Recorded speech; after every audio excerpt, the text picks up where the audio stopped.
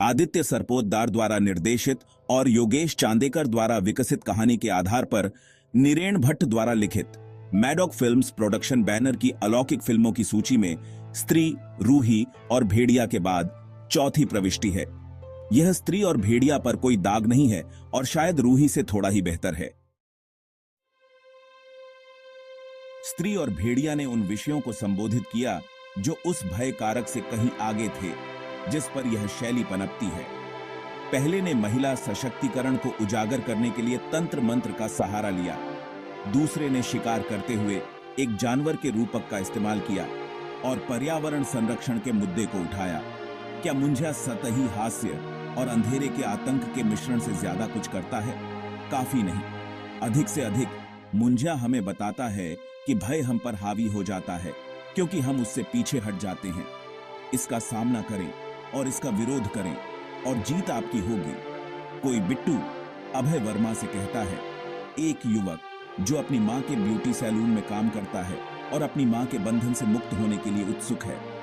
मुंझा अपने 2 घंटों से कहीं अधिक लंबा महसूस करता है क्योंकि यह जिस मुंबो जम्बो को हम पर थोपता है वह बार बार पचने में मुश्किल होने वाले झटके का रास्ता देता है। यह निचली दुनिया के एक प्राणी और एक युवा के बीच लड़ाई पर केंद्रित है जिसे ऐसे बुरे सपने आते हैं कि वह उसे अपने सिर पर नहीं रख सकता। लोग सोचते हैं कि वह ड्रग्स लेता है।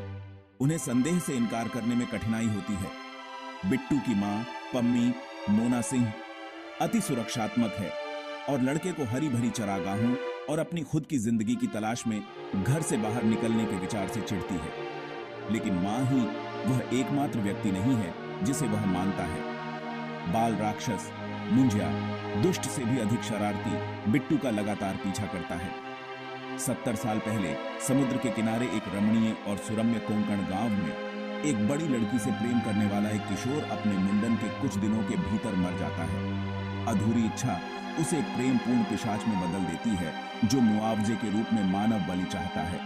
एक अनुष्ठान जिसे वह तब पूरा नहीं कर सका जब वह एक जीवित और सांस ले रहा लड़का था। मुंझा मुन्नी जिस लड़की से वह प्यार करता था और खो गया था की तलाश में जंगल से पुणे तक बिट्टू का पीछा करता है। बिट्टू की बचपन की दोस्त बेला शार्वरी वाघ जो उससे उम्र में बड़ी है लेकिन दबी हुई स्नेह की वस्तु है, अनजाने में एक ऐसे सौदे में फंस जाती है जिससे उसकी जिंदगी खतरे में पड़ जाती है।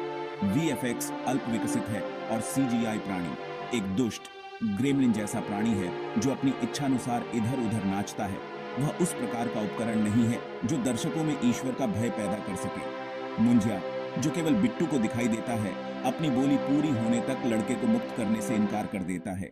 यह फिल्म के साथ साथ बिट्टू के लिए भी परेशानी का सबब है। जीव एक रूप से दूसरे रूप में छलांग लगाता है और फिल्म भी ऐसा ही करती है। मुंझा कभी भी किसी ठोस कोर की खोज नहीं कर पाता।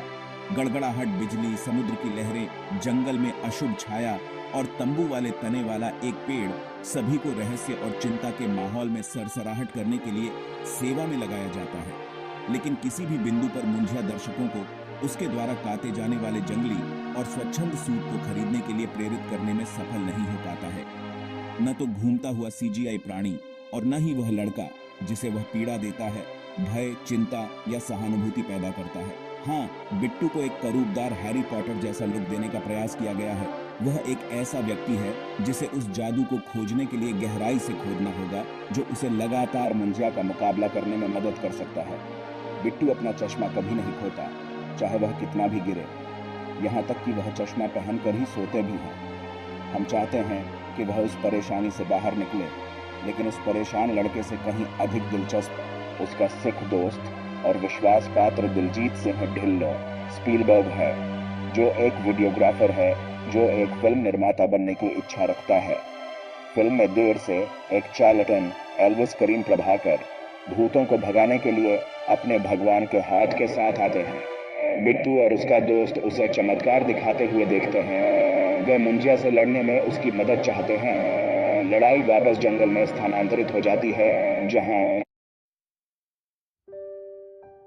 Now let's delve into the character analysis and explore the plot dynamics.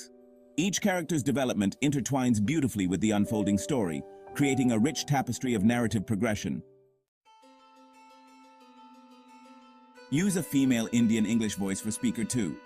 As we conclude, let's reflect on the cinematic techniques that have brought this story to life.